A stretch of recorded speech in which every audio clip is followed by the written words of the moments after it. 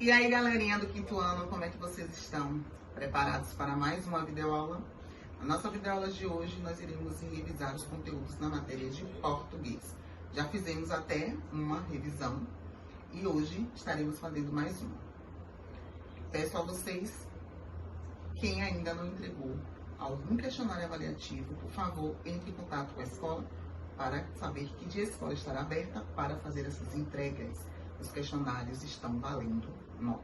Quando falamos de concordância verbal, nós estamos falando de concordar o verbo com o sujeito. Quem é o sujeito? Quem pratica a ação daquela oração, daquela frase. E o verbo é, a gente já estudou e sabe que o verbo são o quê? Ações. Então a gente tem que concordar o sujeito com o verbo. Quando a gente fala em concordar o sujeito com o verbo, nós estamos falando de concordar em número e em gênero. Número plural ou singular e gênero masculino ou feminino. Concordância verbal. Concordância verbal é a concordância do verbo com o sujeito. Caso geral. O verbo concorda com o sujeito em número e pessoa. Ela não acredita em Deus.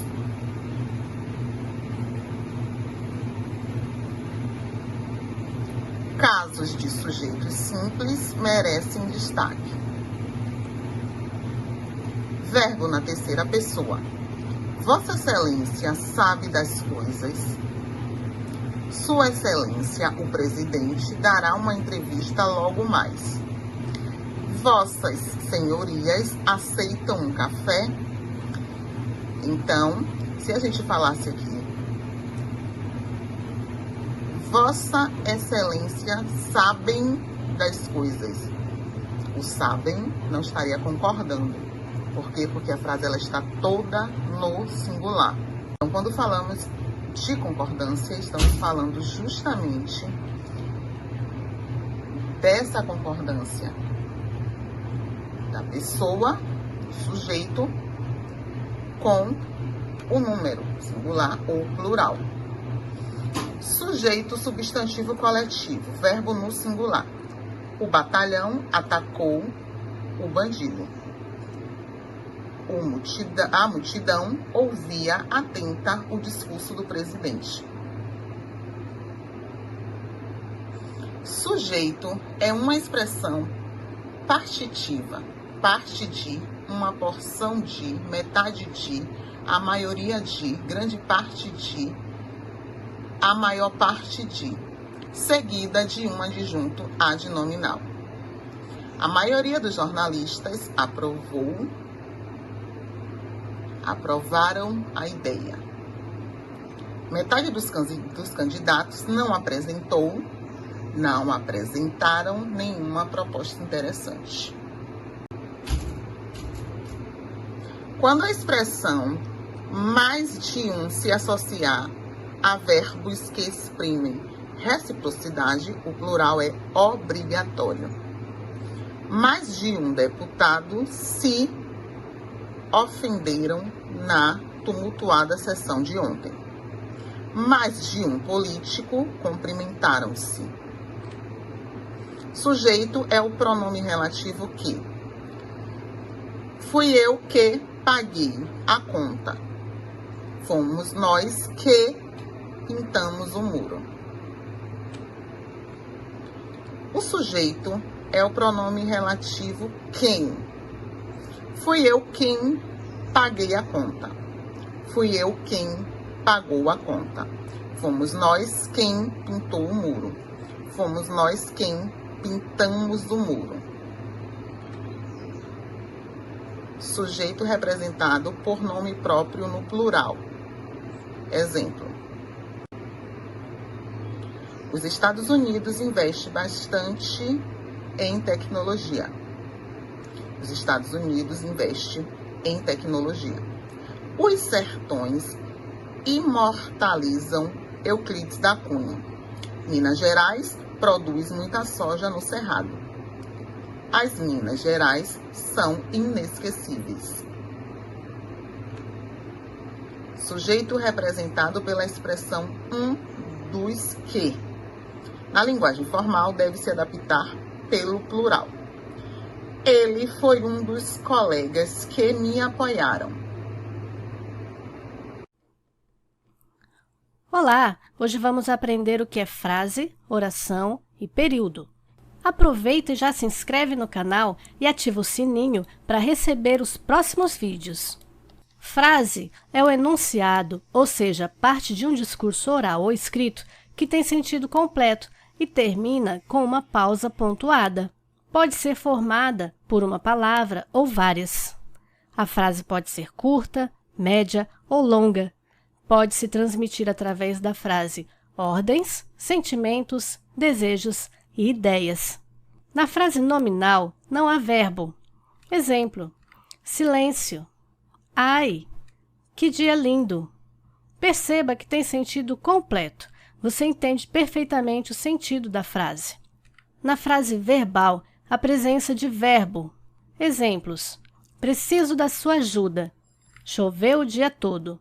Note que em ambas as frases temos a presença de verbos. É importante lembrar que ao final de cada frase existe um sinal de pontuação. Oração. Oração é todo enunciado com sentido, porém com um detalhe: na oração haverá sempre a presença de verbo ou de locução verbal.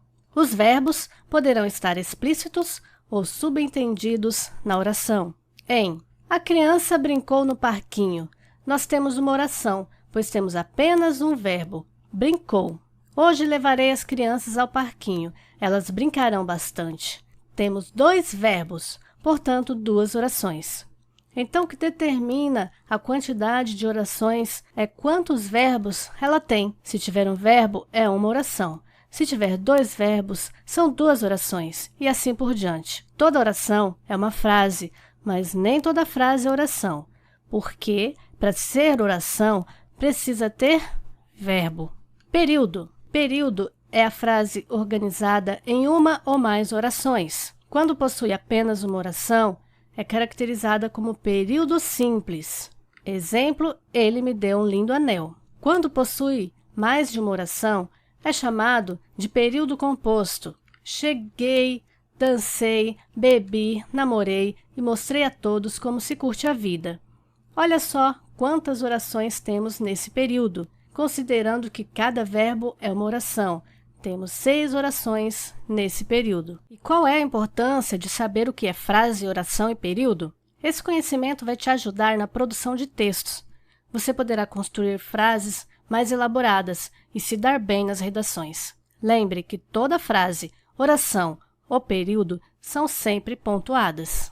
E aí, a aula foi útil para você? Então curte, comenta, compartilha, se inscreve no canal para receber as novidades. E por hoje é só, pessoal. Espero que tenham aprendido um pouco mais e até a próxima!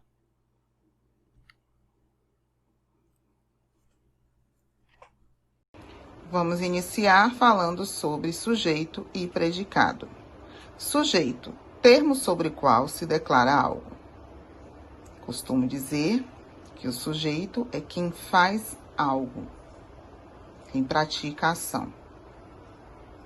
Predicado, termo que informa algo do sujeito.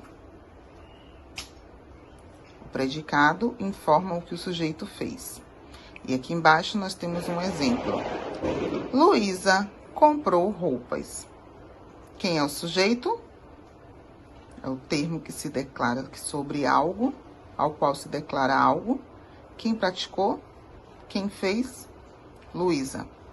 E o que Luísa fez? Comprou roupas. Esse termo que informa algo sobre Luísa, que é o sujeito, é o predicado.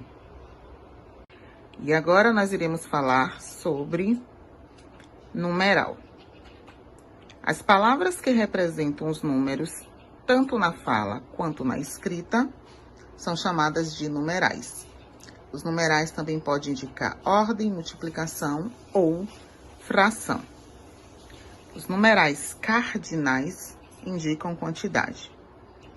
Os numerais ordinais indicam ordem, uma sequência. Os numerais multiplicativos indicam multiplicação. E agora que finalizamos as nossas revisamos, né, todos os conteúdos da matéria de português, vamos para a nossa correção das questões. Vamos iniciar pelas questões de ciências. Questão 1. Cite alguns cuidados que devemos ter com a energia elétrica.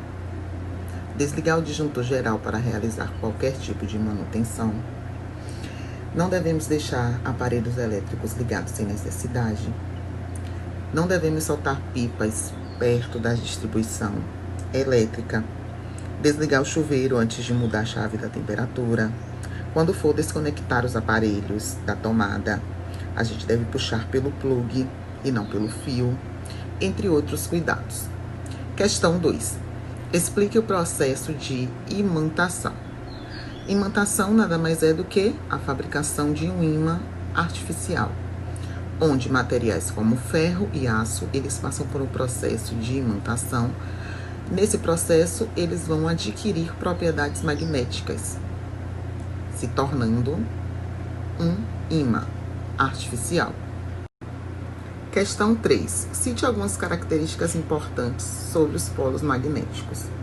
A princípio, nós sabemos que todo ímã, ele tem dois polos, o polo norte e o polo sul. Quando a gente quebra um ímã em 2 ou mais pedaços, nós iremos obter mais 2 novos ímãs, 2 novos ou mais ímãs.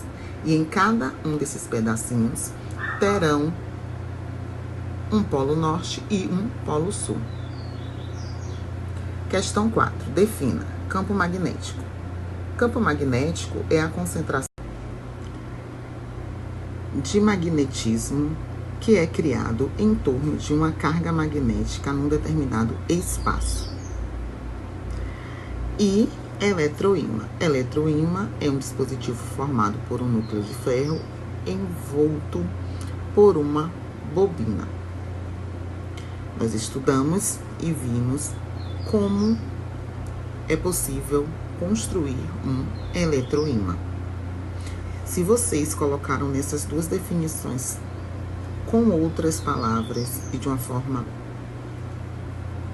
bem mais clara ou resumida, não tem problema. Na questão 5, a resposta pessoal está pedindo para que vocês, com suas palavras, expliquem o que é ciclo lunar. Mas sabemos que, para completar uma volta em torno da Terra, a Lua ela demora em torno de 27 dias. Esses 27 dias é que chamamos de ciclo lunar. E durante esse ciclo, a Lua ela apresenta diferentes porções da face iluminada.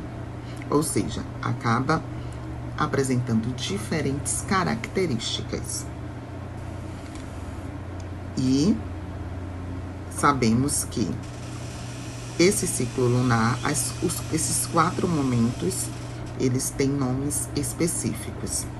Lua nova, lua quarto crescente, lua cheia e lua quarto minguante. Questão 6. Qual é a influência da Lua nas marés? A Lua, ela exerce uma força sobre a Terra chamada atração gravitacional. É essa atração, a atuação dessa força que está relacionada com o sobe e desce das marés, dos oceanos e dos mares. E assim finalizamos mais uma videoaula. Espero que vocês estejam estudando e semana que vem vocês estarão a semana toda fazendo os questionários avaliativos do módulo 4. Um grande beijo e até a próxima.